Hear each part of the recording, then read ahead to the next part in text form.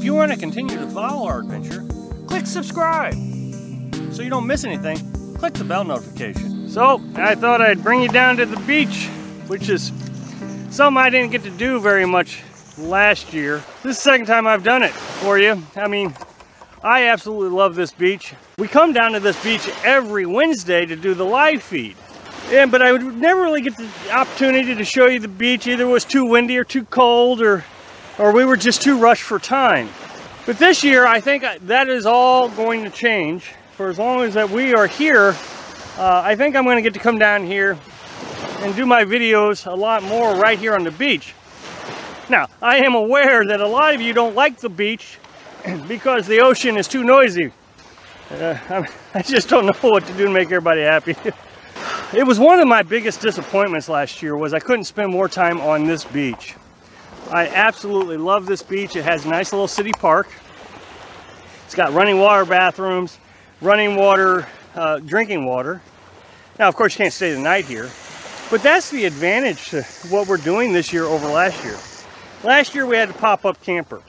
And so every Wednesday, we would leave the pop-up camper, about 4 or 5 o'clock, come down here, do our grocery shopping.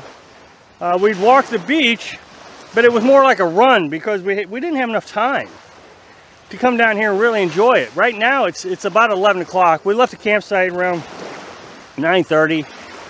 We're going to make a day of this trip over here to the beach, to the town actually.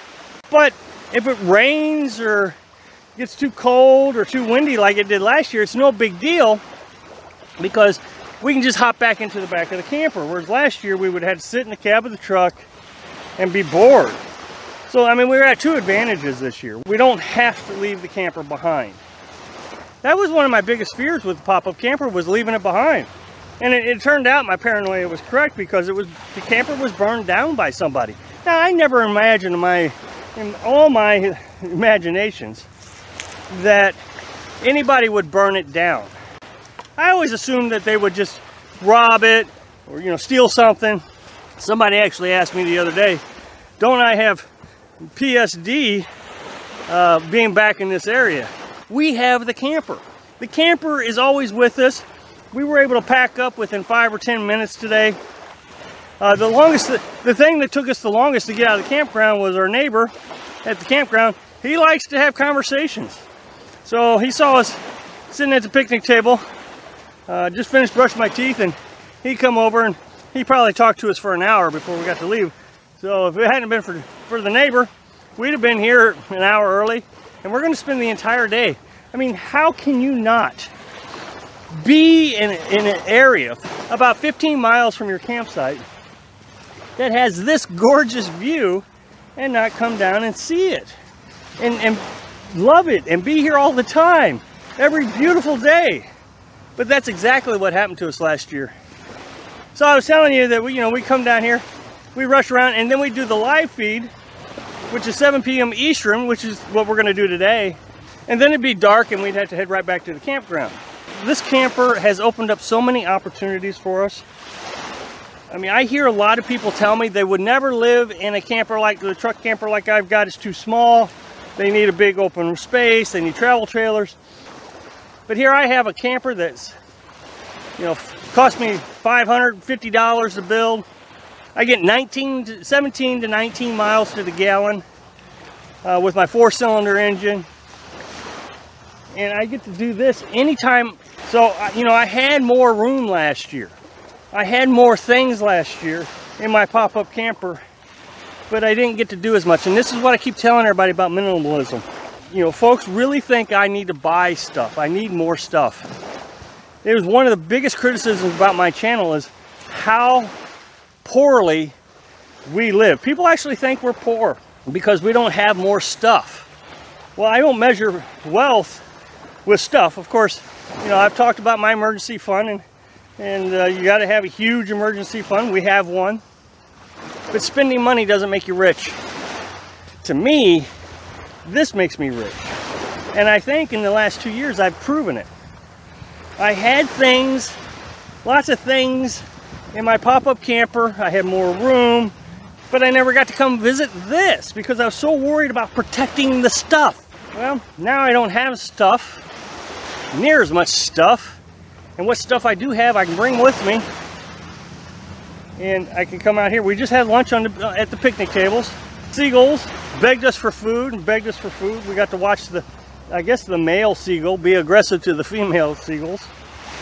And it was fun. Carolyn was absolutely entertained by the seagulls. I'm entertained by the ocean. I don't know if you can see it out there, but there's islands out there. You know, we just went through the winter, and all I heard was people telling me I needed to buy stuff. As a matter of fact, there was a YouTuber just the other day made a video about how to survive the extreme cold. And he's telling you about all the stuff that you need to buy. Heaters and clothes. And well, if I'd even bought half of what he told us to buy, we would be out of room and we wouldn't be in the camper. Because all the stuff would be in the camper. I made a video just the other day where I explained I only spent like $23 to winterize my camper. So you don't need stuff just so you can throw it away later. But I do need this. And I need to be flexible enough, light enough, you know, not having a lot of stuff weighing me down, where I'm worried about protecting it. So a lot of people tell me, you know, if you had a travel trailer, that they would hook it up every time they left the campground. That way they could see these things.